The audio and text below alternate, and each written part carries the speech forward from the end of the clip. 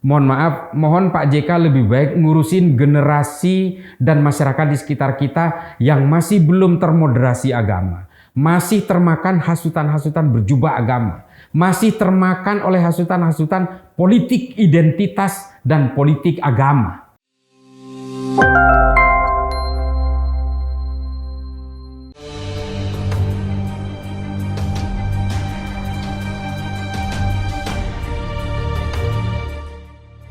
Kelompok Taliban telah menguasai ibu kota Kabul, termasuk Istana Presiden Afghanistan, sejak hari Minggu 15 Agustus 2021 lalu. Taliban menduduki Istana Kepresidenan tak lama setelah mantan Presiden Ashraf Ghani kabur meninggalkan negaranya. Kemenangan Taliban menguasai Afghanistan diapresiasi mantan Wakil Presiden Republik Indonesia Yusuf Kala jika menilai pengambilan pemerintahan oleh Taliban berlangsung damai. Taliban juga ia anggap akan lebih moderat dalam menjalankan roda pemerintahan, termasuk perlakuan terhadap kaum perempuan. Ia menyebut Taliban tidak akan mengusik kantor-kantor kedutaan besar negara asing di Afghanistan. JK optimis pemerintah Indonesia tidak akan memutus hubungan diplomatik dengan Afghanistan, kendati pemerintah sekarang dikuasai Taliban.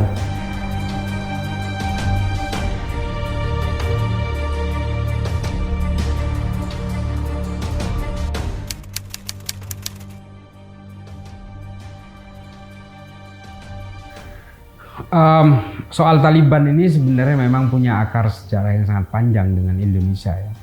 Afghanistan pada saat itu pada tahun 1947 itu adalah salah satu wilayah yang mengakui kemerdekaan kita.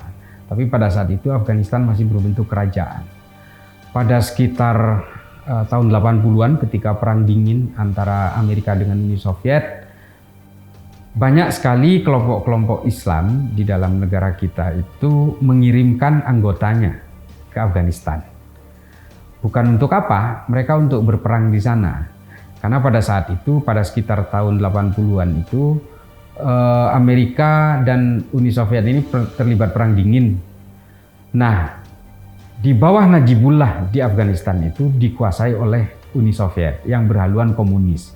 Ini kemudian membangkitkan gairah para pejuang Islam untuk bertempur melawan orang yang tidak percaya adanya Tuhan di satu wilayah dengan populasi Muslim yang besar, yang mayoritas seperti Afghanistan. Ini kan kemudian memancing itu. Kedatangan banyak pejuang Islam ke Afghanistan ketika itu diakomodir oleh 3 negara, Amerika, Pakistan, dan Arab Saudi. Pakistan menyediakan tempat, fasilitas untuk pelatihan militer, yang melatih militernya itu Amerika, yang membiayai adalah Arab Saudi. Nah, kelompok ini dulu namanya Mujahidin. Mereka berperang di sana melawan Uni Soviet dan berhasil menumbangkan Najibullah dan mengusir Uni Soviet dari Afghanistan. Dari situ sudah mulai ada semacam koneksi antara kelompok-kelompok Islam di sini dengan kelompok Islam di Afghanistan. Pada saat itu memang yang mengirimkan pejuang-pejuang itu namanya Darul Islam.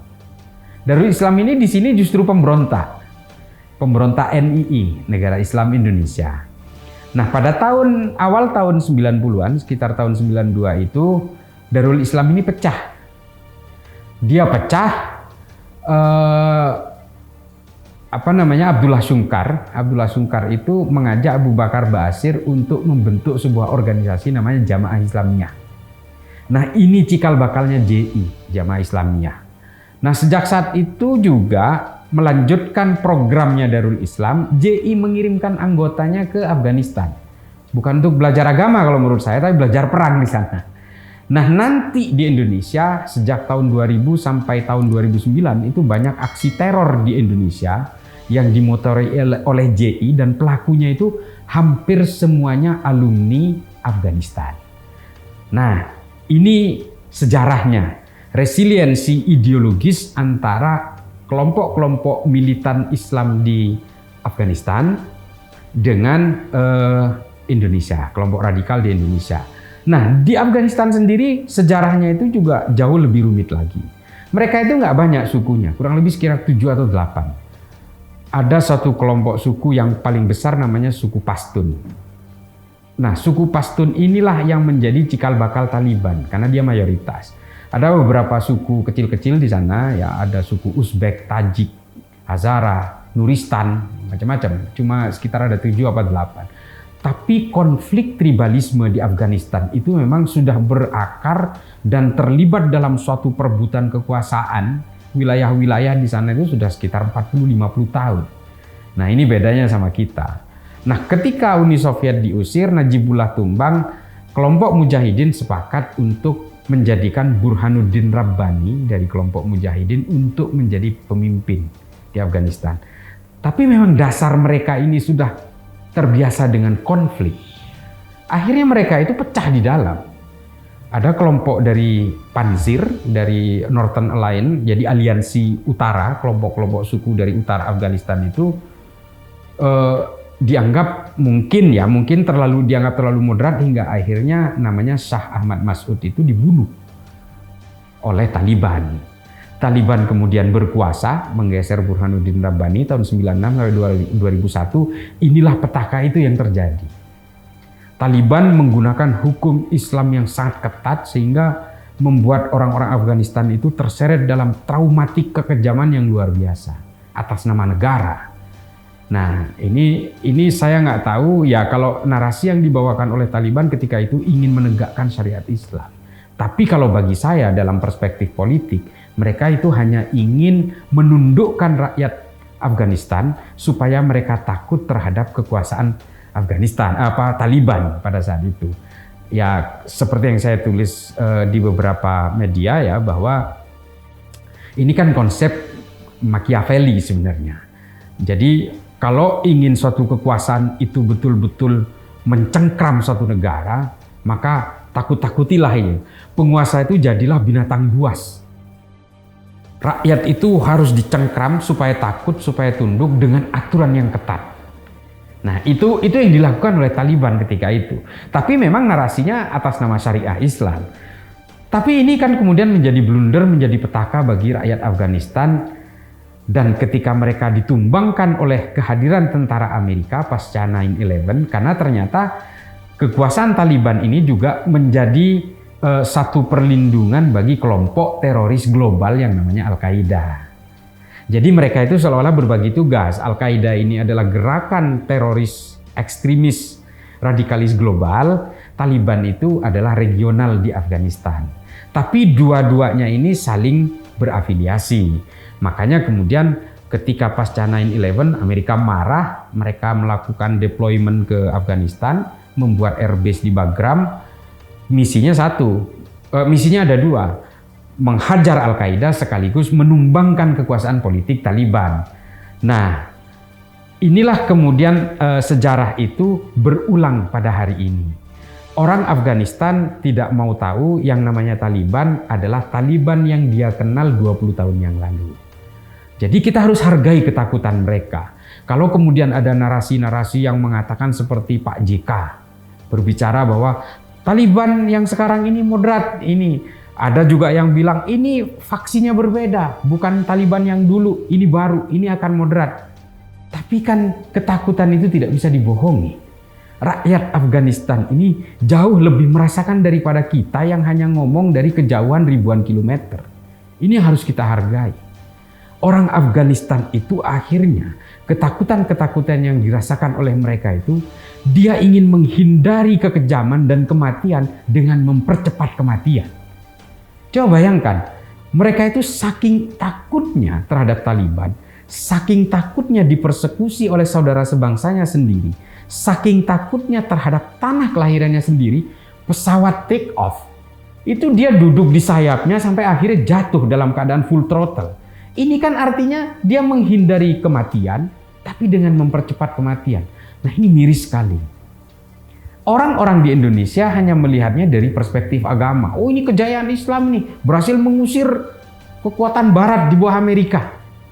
Ini adalah satu kemenangan umat Islam untuk penegakan syariah Islam. Kita jangan terlalu mempersempit perasaan-perasaan orang Afghanistan yang dalam ketakutannya dengan air matanya dan sebagainya, mereka sudah hampir per hari ini sudah hampir 70.000 yang kabur dari tanah kelahirannya sendiri. Ini harus dihargai.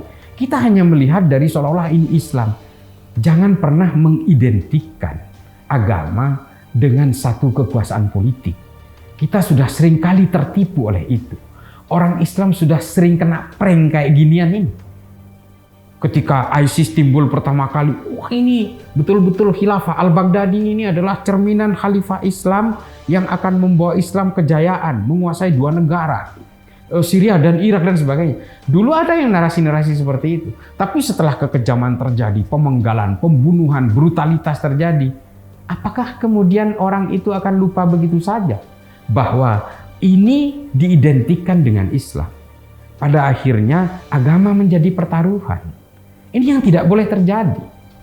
Orang sekarang di Indonesia boleh saja menganggap bahwa Afghanistan ini adalah representasi Islam. Boleh saja berpendapat demikian. Tapi jangan salah, kalau nanti terjadi konflik berkepanjangan antara Taliban yang berkuasa sekarang dengan kelompok Panzir yang sudah mulai melawan dari 3 distrik ini, dan konflik di Afghanistan ini tidak selesai di sini, saya yakin akan berkepanjangan karena mereka ini memang sudah terbiasa dengan konflik berpuluh-puluh tahun. Apakah Islam memang seperti itu? Apakah memang agama-agama dilahirkan untuk memunculkan konflik-konflik?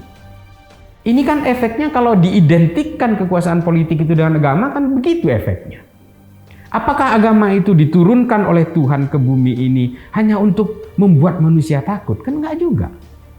Kalau memang agama ini diturunkan untuk menertibkan manusia, seharusnya tidak akan menimbulkan ketakutan-ketakutan. Kan begitu, Mas. Nah, ini sejarah narasi awal ya. Sejarahnya ya seperti itu. Artinya Afghanistan ini adalah negara konflik. Jangan kemudian ini diidentikan dengan Islam. Islam menjadi korban pada akhirnya. Stigma-stigma itu akan melekat. Nah, ini saya kira seperti itu. Ini kan sudah banyak nih, ada 1-2 kelompok yang saya tahu, kelompok Islam yang mengatakan ini kebangkitan orang Islam. Ini kemenangan Islam mengusir penjajah Amerika. Wah, macam-macam narasinya. Tapi jangan salah, mereka juga mengatakan ini adalah Imarat Islam Afghanistan, Islamic Emirate of Afghanistan. Seolah-olah ini benar-benar suatu kekuasaan Islam untuk menuju kejayaan. Nonsense. Ini bukan saatnya. Ini politik. Ini insurgency. Ini pemberontakan. Perebutan kekuasaan. Nggak ada lagi. Jangan terlalu diidentikan dengan agama. Nanti agama yang akan jadi korbannya. Stigmanya akan terus melekat.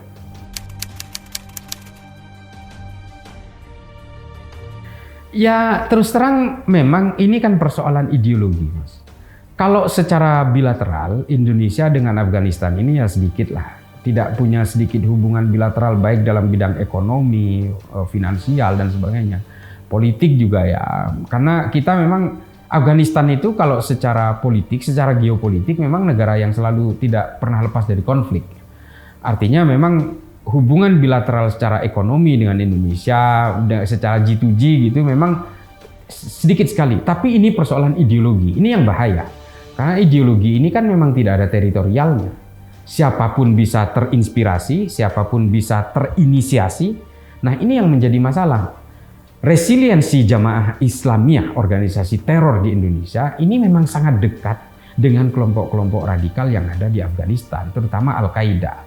Yang di mana Al-Qaeda ini adalah enklave tersendiri di dalam Taliban sendiri.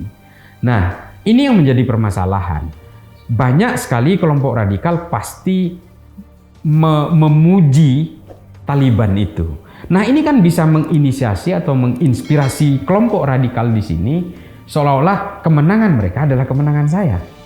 Kan gitu. Ketertindasan mereka, kekalahan mereka, itu kekalahan saya juga. Nah, ini yang bahaya. Nah, oleh karena itu saya sangat menghargai langkah-langkah yang dilakukan oleh Polri, ya TNI, terutama dalam hal ini di kepolisian seperti Densus 88 yang sangat intensif belakangan ini melakukan upaya tracing, pendalaman terhadap kelompok JI, baik rekrutmen pendidikannya maupun pendanaannya. Ini sangat penting. Karena memang kalau dilihat dari akar historiknya, yang punya hubungan khusus dan intimasi ideologis itu hanya Jamaah Islamiyah dengan kelompok Al-Qaeda. Hanya Jamaah Islamiyah. Kalau JAD kan pecahan dari Jamaah Islamiyah karena berbeda afiliasi ke ISIS. Ini kita berbicara dalam konteks Afghanistan, kita berbicara konteks Al-Qaeda dan Taliban. Yang menurut saya ini satu kesatuan sebenarnya.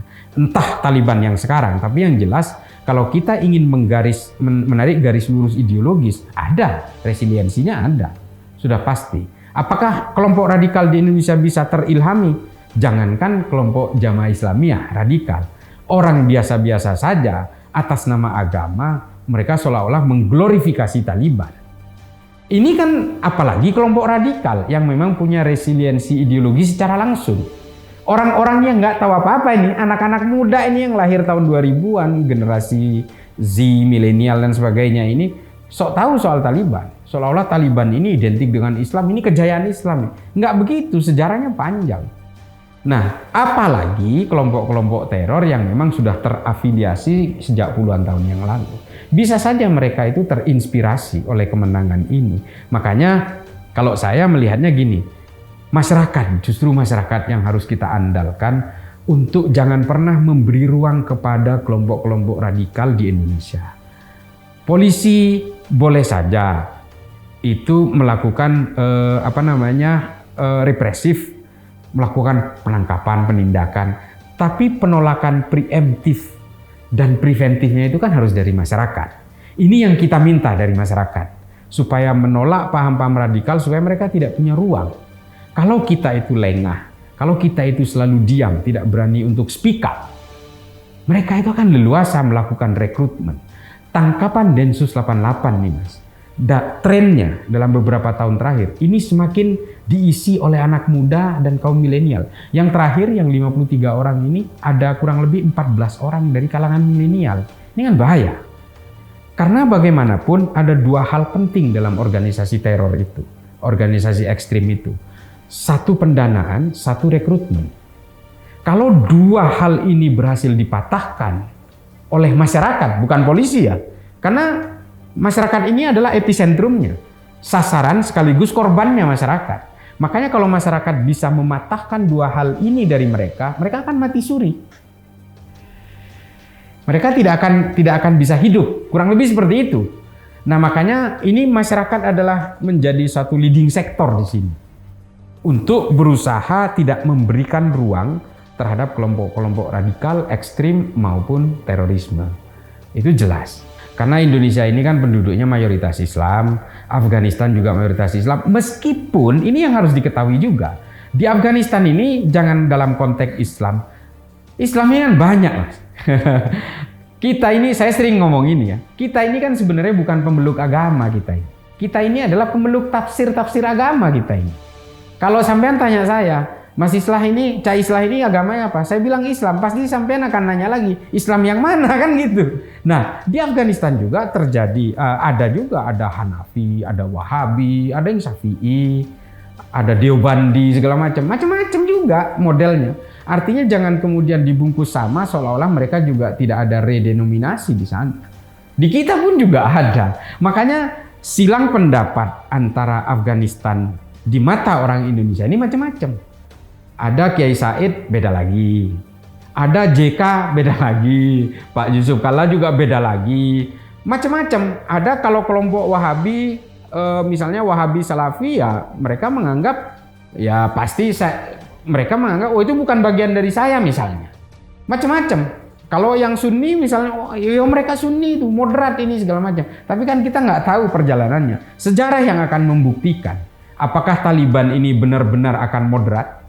Ataukah nanti mereka ini betul sama persis seperti Taliban yang 20 tahun yang lalu? Ini akan sejarah yang belum ada yang tahu ini. Tapi yang jelas mereka tidak akan menggunakan demokrasi. Ini sudah dilansir resmi oleh mereka. Yang kedua adalah terjadi pengekangan terhadap perempuan. Alasan terakhir karena banyak polisi-polisi Taliban yang bertugas di lapangan belum paham soal hukum penghargaan terhadap perempuan katanya.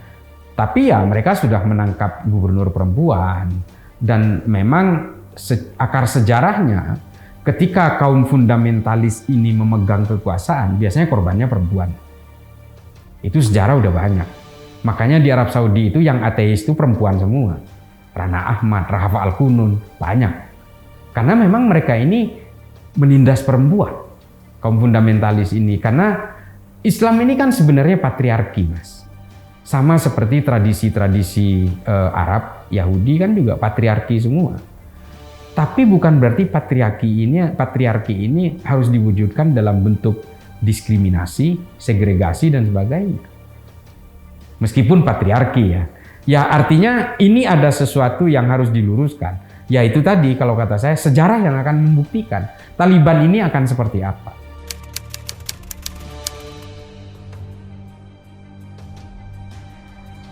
Dampak politik kalau bagi saya secara langsung direct impact gitu, saya kira tidak ada. Kalau kita tidak melibatkan diri dengan mereka, itu saya kira selesai begitu saja.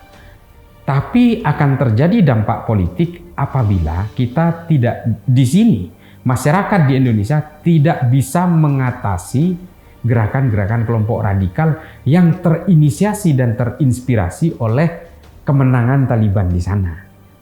Kalau kita kalah dengan mereka, dampak politik akan jelas sangat besar. Tapi kalau masyarakat bisa melakukan resistensi, ditambah dengan efektivitas kerja dari pihak kepolisian dan TNI, saya kira ya ini tidak akan ada apa-apa sebenarnya. Tidak akan ada dampak yang sangat signifikan lah. Saya kira begitu kalau dengan Afghanistan ya. Ini kan persoalan bangsa lain sebenarnya. Kita juga nggak perlu heboh-heboh banget sebenarnya ya. Cuma ya memang tetap koneksinya adalah kepada kelompok-kelompok radikal yang ada di sini. Jangan sampai mereka mendapatkan ruang untuk melakukan gerakan yang sama, mengkloning gerakan yang sama seperti yang dilakukan oleh Taliban.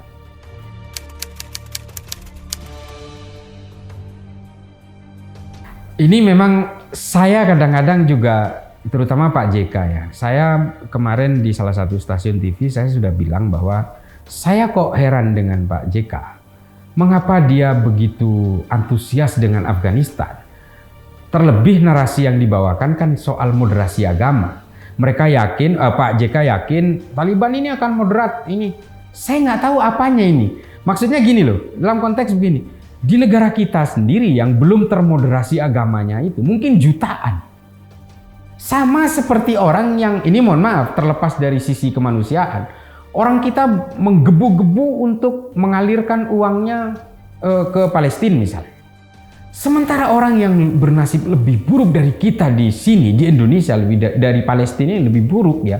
Artinya bukan lebih buruk dalam konteks peperangannya dan sebagainya. Artinya ini persoalan kehidupan sosial masih banyak. Dan termasuk juga Pak JK, lebih suka melihat pekarangan orang lain, sementara di pekarangan sendiri ini masih hancur-hancuran. Moderasi agama di Indonesia ini luar biasa. Kalau kita mau tahu soal bagaimana keterkaitan anak-anak milenial, generasi muda dengan kelompok-kelompok radikal yang sudah mulai belajar mendevaluasi nilai negaranya sendiri, ini luar biasa banyak. Seperti yang saya katakan tadi, tangkapan dari Densus itu hampir separuhnya itu anak milenial. Mengapa tidak melihat ini Pak JK? Kalau Pak JK punya cita-cita luhur untuk melakukan moderasi agama, ya kita mulai dari sekitar kita. Jangan sampai kita lebih ngurus pekarangan Afghanistan, tapi tetangga kanan kiri kita justru orang-orang yang belum termoderasi agamanya. Yang masih membenci orang lain, berusaha menyerang orang lain. Dan ini kan menjadi persoalan Indonesia juga hari ini. Di negara kita ini. Bagaimana generasi muda kita yang harus dimoderasi agamanya. Nah, ini kalau kita lebih peduli dengan Taliban, ada konteks apa? Nah ini yang saya nggak tahu. Apakah saya nggak tahu ya? Ini saya hanya meraba-raba. Apakah Pak JK ini punya niat untuk investasi di Afghanistan? Saya juga nggak tahu ini. Saya jujur aja. Tapi kalau ngomongin soal moderasi agama ya, jangan jauh-jauh dari Afghanistan. Nggak usah jauh, di Menteng Pulo di Jakarta ini mungkin yang dekat dengan rumahnya Pak JK itu banyak yang belum termoderasi agama. Terbuktinya dari mana? Masih banyak orang di Indonesia yang masih menjadi korban hasutan berjubah agama. Masih banyak orang yang menjadi korban hasutan politisasi agama. Ini kan masih banyak di sekitar kita. Masih banyak orang yang menyerang gereja. Masih banyak orang yang menyerang masjid. Kita bicara politisasi agama di sini bukan hanya dalam konteks Islam. Kejadian-kejadian penyerangan lintas agama itu banyak terjadi, dari Kristen ke Islam, dari Islam ke Kristen, dari Hindu ke Islam, Islam ke Hindu misalnya. Juga banyak terjadi, meskipun ya karena kita mayoritas Islam, penyerangan terhadap agama lain dilakukan oleh umat Islam. Artinya apa? Afghanistan dengan kita itu kurang lebih problemnya sama. Jadi bagusnya Pak JK ya lebih berkonsentrasi terhadap moderasi agama di negaranya sendiri dulu deh. Karena bagaimanapun ini tanah yang kita tinggali. Pak JK juga hidup dari sini dan lahir di sini kok. Kemudian masalah Bu Retno, jelas kalau Bu Retno saya dukung betul. Ada dua konsep, ultimate goal politik internasional Indonesia. Satu, kemerdekaan bagi Palestina. Yang kedua, mewujudkan perdamaian di Afghanistan. That's it. Itu sudah sangat komprehensif lah itu. Kalau Kiai Said Aqil ya jelas saya sangat mendukung juga. Dia betul-betul ingin supaya gini loh, jangan identikan Taliban ini dengan Islam. Karena nanti Islam ini akan akhirnya menjadi burden di situ, akan menjadi suatu beban ya. Dan di situ dipertaruhkan jadinya. Islamofobia ini kan tercipta dari situ, Mas. Ketika banyak orang menggunakan Islam sebagai jubah-jubah kekerasan, pembenaran bagi segala aksi kekerasan, aksi diskriminasi, intimidasi, maka orang akhirnya menjadi takut terhadap Islam karena seolah-olah Islam itu identik dengan itu. Padahal kita tahu terorisme, radikalisme itu nggak ada agamanya. Karena tidak ada agama yang mengajarkan kekerasan. Agama apapun itu. Nah, tapi ketika Islam ini sering dijadikan oleh pemeluknya sebagai alat pembenaran seperti itu, pada akhirnya orang itu terstigma. Oh, Islam ini ternyata kayak gini. Nah, saya sangat setuju dengan Kiai Aqil di sini ya, Kiai Said Aqil Siraj, bahwa ini tidak boleh terjadi. Ini persoalan kekuasaan, pemberontakan ini. Ini memang ya artinya ya kayak gitu. Kalaupun mereka ingin menggunakan hukum syariah Islam, ya silakan saja, itu negaranya sendiri kok. Ya kita juga nyaman dengan demokrasi. Dengan demokrasi kita ya tentrem-tentrem aja ya, meskipun makanya saya usul di beberapa media sosial. Orang yang betul-betul menginginkan hukum syariah Islam sebagai hukum negara ya pindah aja ke Afghanistan. Kita biayailah, urunan lah. Saya mau itu, beliin tiket lah buat mereka. Nyumbang lah meskipun nggak seberapa. 2 tiket mungkin suami istri saya masih bisa nyumbang. Artinya gini loh, daripada bikin kacau di negara kita. Mengharamkan demokrasi tapi merasakan kenyamanan demokrasi di sini. Mengatakan pemerintahan di sini menindas Islam, ngomongnya di masjid. Ini kan betul-betul pembodohan luar biasa. Islam di Indonesia ini ditindas, ngomongnya di mimbar masjid nggak ada yang nangkep. Masjidnya nggak dibubarin, nggak digeruduk juga sama tentara sama polisi. Ya artinya dia leluasa. Ini kan kemunafikan yang luar biasa. Saya bukan menyerang agama saya sendiri, tapi saya ingin mengungkapkan fakta saja. Presiden Jokowi ini lagi-lagi ini keluar lagi narasi lama saya. Presiden Jokowi ini benar-benar inilah totalitarian, otoriter dan sebagainya. Ngomongnya di banyak medsos, dipublikasikan, di-share di WA group. Orangnya sampai sekarang masih aman-aman aja tuh. Nah, yang benar siapa, yang bohong siapa kalau gitu? Ini kan persoalan logika saja. Umat Islam kan kayak gini sekarang, ya kayak gini kan, merasa ditindas ini segala macam. Hubungan muamalah, hubungan hablum minan nas di dalam Islam itu juga menjadi perhatian utama selain hablum minallah dengan konsep ketuhanan. Ada satu hal hubungan antar manusia yang harus juga diperhatikan. Saya pernah baca itu, ada cuitan, saya nggak tahu siapa. Ini orang-orang perempuan yang mendukung Taliban ini sama dengan ayam yang mendukung KFC gitu. Kan kayak gitu. Mereka ini di sini nih yang mengatakan tegak ini Taliban akan menjadi motor penegakan syariah Islam di Indonesia. Ngomongnya itu di negara demokrasi. Ngomongnya seperti itu di negara yang demokrasi, aman lah. Coba dia itu ngomong di Afghanistan, ngomongnya itu dengan resiliensi yang berbeda, faksi yang berbeda, habis besoknya. Kan begitu. Dia mengharamkan demokrasi, mengharamkan nyanyian lagu Indonesia Raya, mengharamkan hormat bendera. Ya tapi duitnya nyelip di dompet-dompet dia, gimana? Itu yang saya kadang-kadang bingung gitu loh. Mengharamkan Pancasila. Nah, logonya itu dikantongin sama dia tiap hari. Munafik. Munafik, saya bilang munafik. Nggak usah lah. Kita kalau cuma konsep usul fikih itu kita sama-sama tahu. Kok kita sama kalau mengharamkan demokrasi, tanahnya ini pun ikut haram, gitu loh. Kalaupun mengharamkan Pancasila dengan Garuda, simbol Garuda Pancasilanya, kan otomatis ikut haram kalau Pancasilanya itu diharamkan. Ya duitnya juga diharamkan, jangan dikantongin. Ya kalau saya sih secara pribadi, life goes on ya. Bagaimanapun Taliban ini urusan orang lain, gak ada hubungannya sama kita. Kalau saya lebih concern persoalan lintas ideologis yang cross border ini. Ini akan menjadi suatu hal yang akan tetap kita tangani di Indonesia. Kalau dari kita sebagai masyarakat tidak boleh memberi ruang kepada mereka untuk melakukan gerakan-gerakan apapun yang bersifat radikal maupun teror. Ini penting karena ideologi itu kan tidak bersekat dan tidak berbatas. Meskipun kita dipisah lautan jauh ya dengan Afghanistan. Afghanistan nggak punya laut juga, harus lewat darat.